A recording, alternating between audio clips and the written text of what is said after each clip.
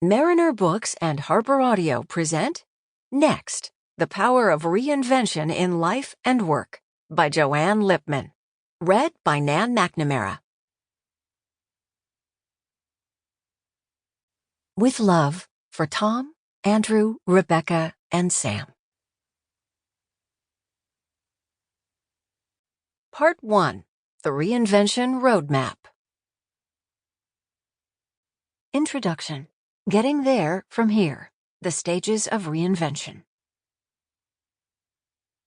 Years ago, as a newly minted Wall Street Journal reporter, I covered the advertising business. Every workday, I would report on which ad campaigns were hits and which were flops, who was getting hired and who had been fired, and what major advertising accounts might be moving from one ad agency to another. Which is how, way too early one morning, I found myself heading to a midtown Manhattan office building to see the guy who penned that indelible line, "I'm a Toys R Us kid."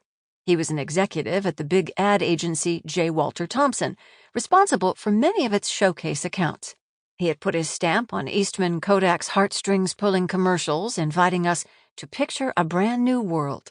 He was the man behind the Burger Wars battle cry, "Aren't you hungry for Burger King now?" I stumbled into his office, bleary-eyed, grumbling to myself about the early hour. The executive, soft-spoken, laconic, and a bit rumpled himself, patiently endured my apologies as he waved me to a seat across from his desk. He'd been up for hours already himself, he said. In fact, before he arrived at the office, he had put in almost a full day's work at home, starting before dawn. Not because he was finessing an ad campaign or typing up memos for the office. Instead, he was writing a novel.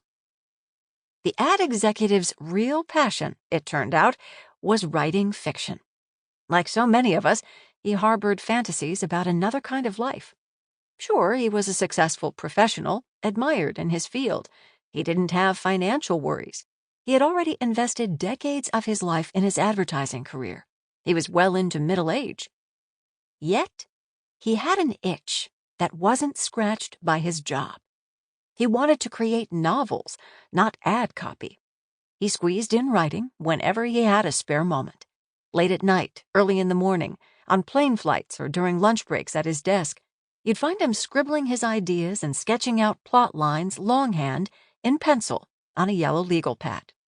In fact, he'd just gotten a novel published, he told me. Reaching across his desk, he handed me the freshly printed hardcover.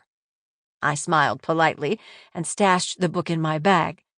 Then I got down to the business of the day, pen and reporter's notebook in hand, quizzing him on the fast food wars. A few weeks later, squeezed into the middle airplane seat during a business trip, I fished his book out of my bag. The novel was about evildoers scheming to blow up Wall Street. I don't recall the details, but a Kirkus magazine review summed up the book this way: abysmally dumb terrorist novel whose plot would embarrass a Superman movie. Deserves drowning. Yikes. Good thing this guy has a day job. Which is why I was more than a little surprised a few years later when a familiar face popped up on a local television commercial. Against a plain background, there was the ad man, looking straight into the camera, holding a copy of his latest work. "I'm James Patterson," he began. You know the rest. James Patterson is America's single most commercially successful author.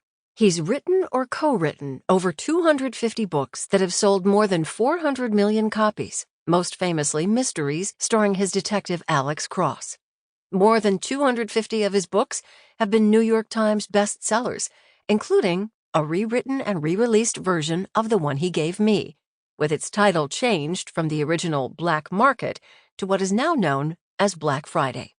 He holds the Guinness World Record for the most #1 titles by a single author. Multiple Patterson books have been turned into movies. His net worth is estimated by Forbes to be more than $800 million, making him the wealthiest author in America and second worldwide only to Harry Potter creator J.K. Rowling. The one-time ad executive had proved the naysayers and doubters wrong. He had busted out of the confines of his old life.